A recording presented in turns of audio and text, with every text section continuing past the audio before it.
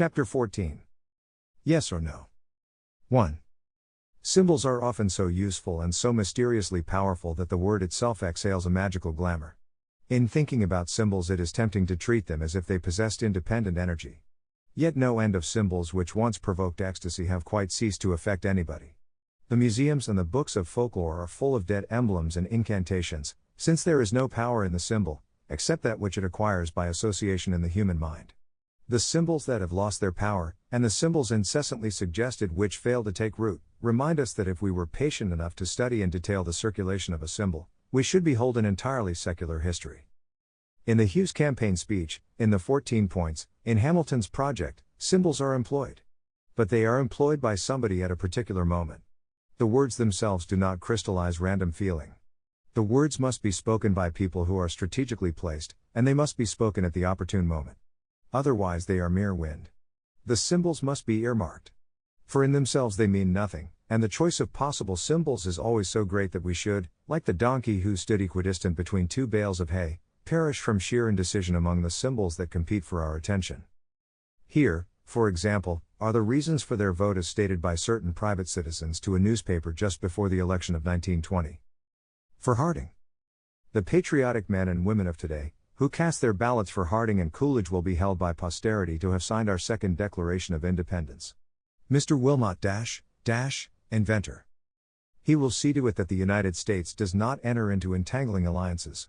Washington as a city will benefit by changing the control of the government from the Democrats to the Republicans. Mr. Clarence salesman. For Cox. The people of the United States realize that it is our duty pledged on the fields of France, to join the League of Nations. We must shoulder our share of the burden of enforcing peace throughout the world. Miss Marie stenographer. We should lose our own respect and the respect of other nations were we to refuse to enter the League of Nations in obtaining international peace. Mr. Spencer statistician. The two sets of phrases are equally noble, equally true, and almost reversible. Would Clarence and Wilmot have admitted for an instant that they intended to default in our duty pledged on the fields of France, or that they did not desire international peace? Certainly not. Would Marie and Spencer have admitted that they were in favor of entangling alliances or the surrender of American independence? They would have argued with you that the League was, as President Wilson called it, a disentangling alliance, as well as a declaration of independence for all the world, plus a Monroe Doctrine for the planet. 2. Since the offering of symbols is so generous, and the meaning that can be imputed is so elastic, how does any particular symbol take root in any particular person's mind? It is planted there by another human being whom we recognize as authoritative. If it is planted deeply enough, it may be that later we shall call the person authoritative who waves that symbol at us. But in the first instance, symbols are made congenial and important because they are introduced to us by congenial and important people. For we are not born out of an egg at the age of 18 with a realistic imagination. We are still, as Mr. Shaw recalls, in the era of Burge and Lubin, where in infancy we are dependent upon older beings for our contacts. And so we make our connections with the outer world through certain beloved and authoritative persons. They are the first bridge to the invisible world. And though we may gradually master for ourselves many phases of that larger environment, there always remains a vaster one that is unknown. To that we still relate ourselves through authorities. Where all the facts are out of sight, a true report and a plausible error read alike, sound alike, feel alike. Except on a few subjects where our own knowledge is great, we cannot choose between true and false accounts. So we choose between trustworthy and untrustworthy reporters. Theoretically, we ought to choose the most expert on each subject. But the choice of the expert, though a good deal easier than the choice of truth, is still too difficult and often impracticable. The experts themselves are not in the least certain who among them is the most expert.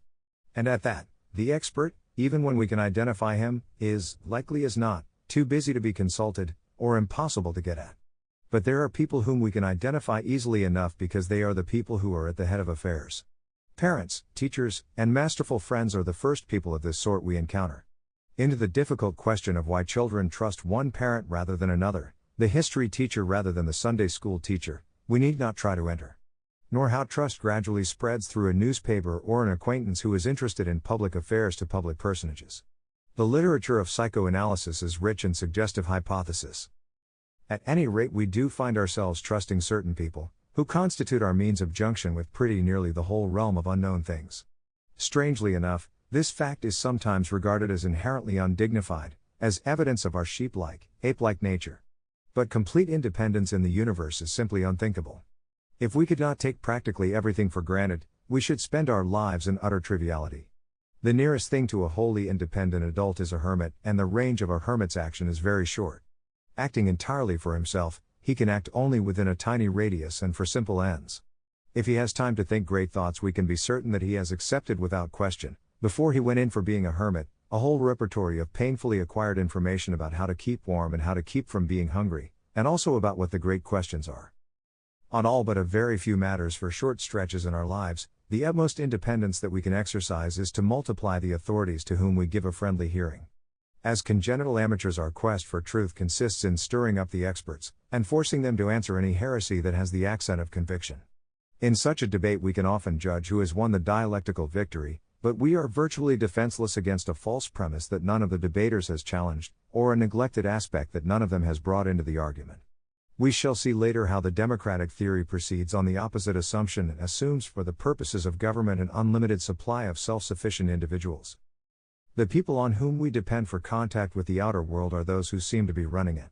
They may be running only a very small part of the world. The nurse feeds the child, bathes it, and puts it to bed.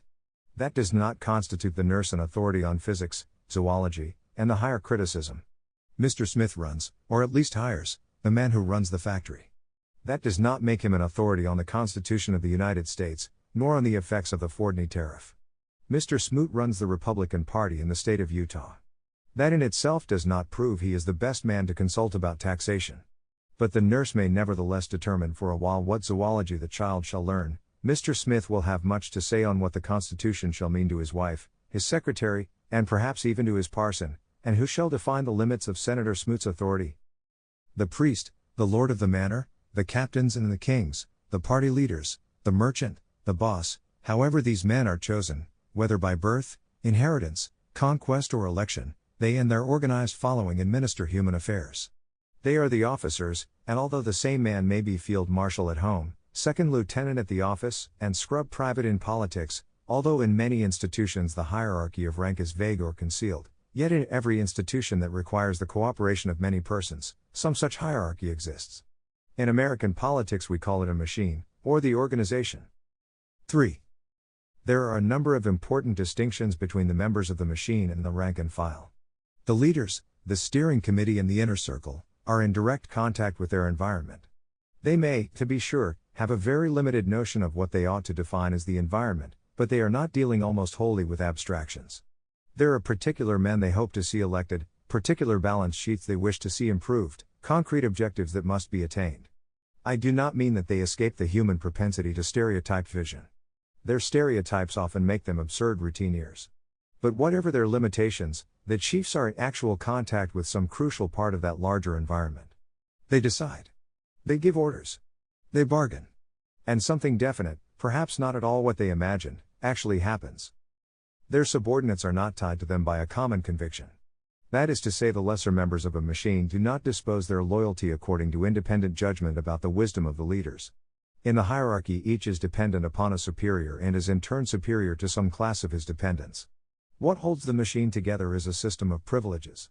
These may vary according to the opportunities and the tastes of those who seek them, from nepotism and patronage in all their aspects to clannishness, hero worship or a fixed idea. They vary from military rank in armies, through land and services in a feudal system, to jobs and publicity in a modern democracy. That is why you can break up a particular machine by abolishing its privileges. But the machine in every coherent group is, I believe, certain to reappear. For privilege is entirely relative, and uniformity is impossible. Imagine the most absolute communism of which your mind is capable, where no one possessed any object that everyone else did not possess, and still, if the communist group had to take any action whatever, the mere pleasure of being the friend of the man who was going to make the speech that secured the most votes, would, I am convinced, be enough to crystallize an organization of insiders around him. It is not necessary, then, to invent a collective intelligence in order to explain why the judgments of a group are usually more coherent, and often more true to form than the remarks of the man in the street. One mind, or a few can pursue a train of thought, but a group trying to think in concert can as a group do little more than assent or dissent. The members of a hierarchy can have a corporate tradition. As apprentices they learn the trade from the masters, who in turn learned it when they were apprentices, and in any enduring society, the change of personnel within the governing hierarchies is slow enough to permit the transmission of certain great stereotypes and patterns of behavior. From father to son, from prelate to novice, from veteran to cadet, certain ways of seeing and doing are taught. These ways become familiar, and are recognized as such by the mass of outsiders. 4. Distance alone lends enchantment to the view that masses of human beings ever cooperate in any complex affair without a central machine managed by a very few people. No one, says Bryce, can have had some years' experience of the conduct of affairs in a legislature or an administration without observing how extremely small is the number of persons by whom the world is governed. He is referring, of course, to affairs of state. To be sure, if you consider all the affairs of mankind, the number of people who govern is considerable, but if you take any particular institution, be it a legislature, a party, a trade union, a nationalist movement, a factory, or a club, the number of those who govern is a very small percentage of those who are theoretically supposed to govern. Landslides can turn one machine out and put another in, revolutions sometimes abolish a particular machine altogether. The democratic revolution set up two alternating machines, each of which in the course of a few years reaps the advantage from the mistakes of the other. But nowhere does the machine disappear. Nowhere is the idyllic theory of democracy realized. Certainly not in trades unions, nor in socialist parties, nor in communist governments. There is an inner circle, surrounded by concentric circles which fade out gradually into the disinterested or uninterested rank and file. Democrats have never come to terms with this commonplace of group life. They have invariably regarded it as perverse. For there are two visions of democracy, one presupposes the self-sufficient individual, the other an oversoul regulating everything. Of the two, the oversoul has some advantage because it does at least recognize that the mass makes decisions that are not spontaneously born in the breast of every member. But the oversoul as presiding genius in corporate behavior is a superfluous mystery if we fix our attention upon the machine. The machine is a quite prosaic reality. It consists of human beings who wear clothes and live in houses, who can be named and described. They perform all the duties usually assigned to the oversoul. 5. The reason for the machine is not the perversity of human nature. It is that out of the private notions of any group no common idea emerges by itself. For the number of ways is limited in which a multitude of people can act directly upon a situation beyond their reach. Some of them can migrate, in one form or another, they can strike or boycott, they can applaud or hiss. They can by these means occasionally resist what they do not like, or coerce those who obstruct what they desire. But by mass action nothing can be constructed, devised, negotiated, or administered. A public as such, without an organized hierarchy around which it can gather, may refuse to buy if the prices are too high, or refuse to work if wages are too low. A trade union can by mass action in a strike break an opposition so that the union officials can negotiate an agreement. It may win, for example, the right to joint control. But it cannot exercise the right except through an organization. A nation can clamor for war, but when it goes to war it must put itself under orders from a general staff. The limit of direct action is for all practical purposes the power to say yes or no on an issue presented to the mass. For only in the very simplest cases does an issue present itself in the same form spontaneously and approximately at the same time do all the members of a public. There are unorganized strikes and boycotts, not merely industrial ones, where the grievance is so plain that virtually without leadership the same reaction takes place in many people. But even in these rudimentary cases there are persons who know what they want to do more quickly than the rest, and who become impromptu ringleaders. Where they do not appear a crowd will mill about aimlessly beset by all its private aims, or stand by fatalistically, as did a crowd of 50 persons the other day, and watch a man commit suicide. For what we make out of most of the impressions that come to us from the invisible world is a kind of pantomime played out in reverie. The number of times is small that we consciously decide anything about events beyond our sight, and each man's opinion of what he could accomplish if he tried, is slight. There is rarely a practical issue, and therefore no great habit of decision. This would be more evident were it not that most information when it reaches us carries with it an aura of suggestion as to how we ought to feel about the news. That suggestion we need, and if we do not find it in the news we turn to the editorials or to a trusted advisor. The Reverie, if we feel ourselves implicated, is uncomfortable until we know where we stand, that is, until the facts have been formulated so that we can feel yes or no in regard to them. When a number of people all say yes, they may have all kinds of reasons for saying it. They generally do. For the pictures in their minds are, as we have already noted, varied in subtle and intimate ways. But this subtlety remains within their minds, it becomes represented publicly by a number of symbolic phrases which carry the individual emotion after evacuating most of the intention. The hierarchy, or, if it is a contest, then the two hierarchies, associate the symbols with a definite action, a vote of yes or no, an attitude pro or con. Then Smith, who was against the League, and Jones, who was against Article X, and Brown, who was against Mr. Wilson and all his works, each for his own reason, all in the name of more or less the same symbolic phrase, register a vote against the Democrats by voting for the Republicans. A common will has been expressed. A concrete choice had to be presented, the choice had to be connected, by the transfer of interest through the symbols, with individual opinion.